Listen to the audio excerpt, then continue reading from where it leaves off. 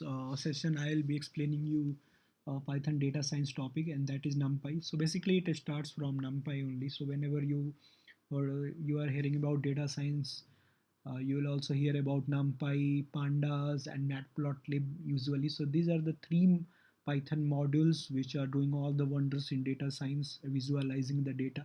So the main thing in Python data science is visualizing the data and doing different type of imagination about the data in 2 dimension, 3 dimension, finding some average index, and then reading different type of comma separated file, Excel file, documents.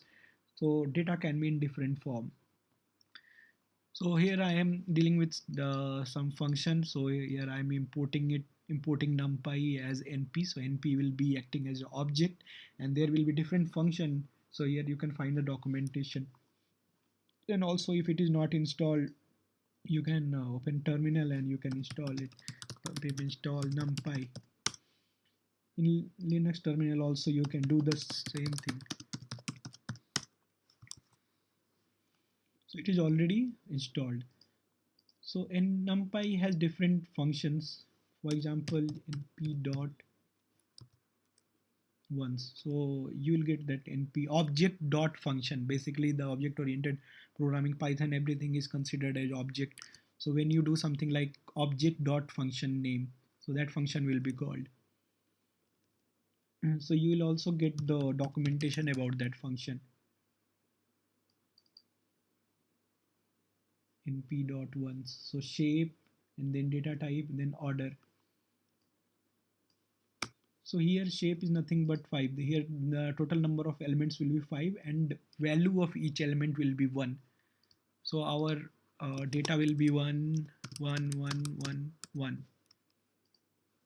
Okay, so I'll be just this is the first session of NumPy, so I'll be just showing you the uh, simple functions, and there will be no much complexity in that. And then second is array, np dot array. So array, so we have to pass an array here. So here the array is 2 dimensional, easily it can be visible here. np dot array, here 1 2 3, and then the second argument is in the, here I am not passing any argument. Here nd means here 1 dimension. So 1 2 3 is printed in 1 dimension. Okay, and then np dot a range. So in that range numbers will be printed. So 0 and 1 will be printed. If I'll provide 10 here, so 0 to 9 numbers will be printed. And then reshape. So whatever numbers will be printed, let's say 1 2 3 4 5 6. So only we are having one row. If we want to print in different rows and columns like this, we have to reshape the array. So first thing is print the array, then reshape it, and then again number of elements should be proper. So if you are printing 2 into 3 order, so total number of elements should be 6.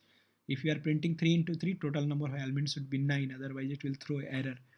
So first let's concentrate on np.once. So I'll just run this.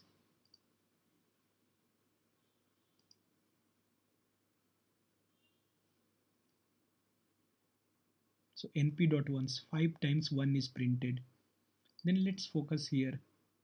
1 2 3 4.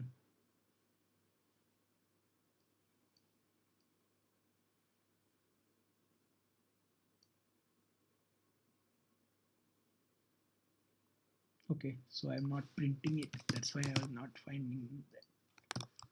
Okay, so let's run it again. You can store it in variable or directly print, it's up to you. So 1 1 1, and then 1 2 3 4 is printed in 2 dimension. Then here 1 2 3 is in 1 dimension, so it is showing in 1 2 3 in 1 dimension. What if I'll change it to 2?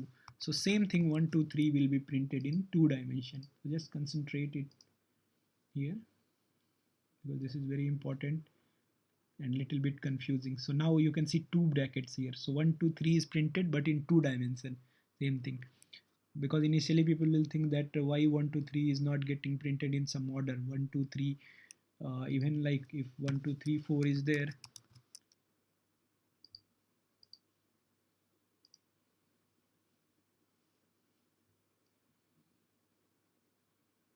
so you can see 1 2 3 4 is printed, but in two dimensions, so only because of two brackets. If I'll change it to one, only you will be able to see one bracket.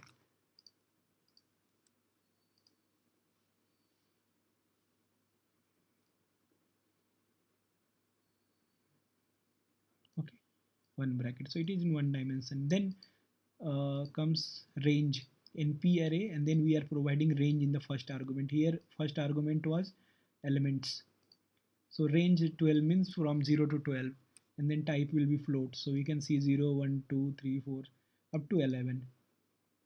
Then again a range is there, so this and this is almost similar. So print from 0 to 9, so 0 to 9 is printed. Then I want, if I want to reshape it, so reshape it into, so the same thing, np dot a range 0 to 5, 6 elements will be there, and 2 into 3, so it's in two dimension. You can see 0 1 2 3 4 5. If I'll give 9 here, then I have to provide 3 into 3, otherwise it will throw error. See, I am getting error here, so I have to provide 3 into 3 because there are 6 number of elements and we are expecting 3 into 3 order, so that we have to take care. So right now we can see 3 into 3 means 3 rows and 3 columns. 0 to 8 npa range, so 9 will not be there. 0 to 8 means 9 number of elements will be 9. And then let's say we want, if we want to calculate the sum, so we can directly do np dot arrange 6, so 0 plus 1 plus 2 plus 3 plus 5 is nothing but 15.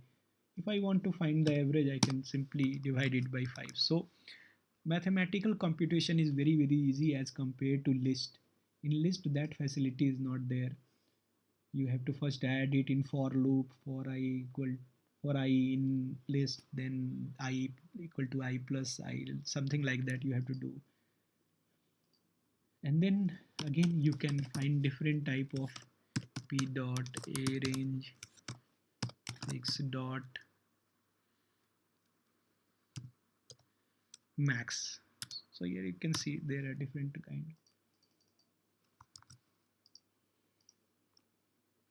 So one benefit in PyCharm is you will get the,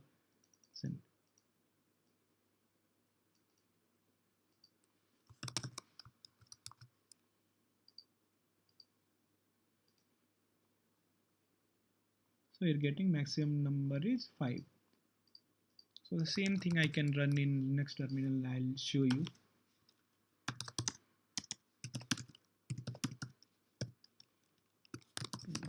.py.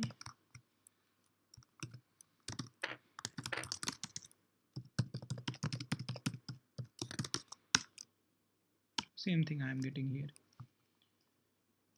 Okay, so first you have to create array, then you have to pass, you have to use different functions like once, a range. So once, array, and a range. I am using three kind of function here.